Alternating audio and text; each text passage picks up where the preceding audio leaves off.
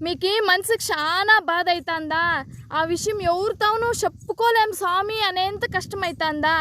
ఏమన్నా పని చేయాలంటే ఆ పని చేయలేపు నువ్వు ఇష్టపెట్టేతామా అనిపిస్తుందా? అట్లయితే ఇదంతా ఈ బాధనంతా మీరు ఎవరితో చెప్పుకుంటారు? ఫ్రెండ్స్తో చెప్పుకుంటారా? ఫ్రెండ్స్ మీతో ఉండే వరకు ఫ్రెండ్స్ మిమ్మల్ని ఇష్టపెట్టిపోతే వాళ్ళు ఫ్రెండ్సే కాదు అయినా ఇంకెవరితావా? సంబంధికులతో చెప్పుకుంటారా? సంబంధికులకి మీరే ఛాన్స్ ఇచ్చినట్లయితే మీ గురించి మాట్లాడుకునేదానికి ఇంకెవరితో చెప్తారు?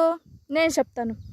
సీదా తిరుపతి బస్సు ఎక్కండా, ఆరాంగా పోండా, తిరుపతిలో దిగండా, టికెట్ తీసుకోండా, నిదానంగా మెట్లు ఎక్కండా, కష్టమైనా పర్వాలేదు ఇష్టంతో మెట్లు ఎక్కండా, మెట్లు ఎక్కుని లైన్లో నిలుచుకోండా, లైన్లో నిలుచుకొని పెద్ద పెద్ద రూముల్లోకి వేస్తారు మిమ్మల్ని, పెద్ద పెద్ద రూముల్లోకి దూరండా, దూరేసి పొద్దున్నే ఉప్పిటిస్తారు తినేయండి ఆరాంగా, తినేసి ఇంకేమి దర్శనానికి ఇంకేం ఇష్టపెడతారు, దర్శనానికి ఇంకేం పోల్లా దగ్గరికి పోతారా అన్నాడు ఆ 3 సెకండ్లు ఉంటాయి కదా, ఒక 5 సెకండ్లు ఇంకేం దేవుని చూస్తాం అన్నవాడు కూడా మీరు చెప్పుకునే కైలే మీ బాధ.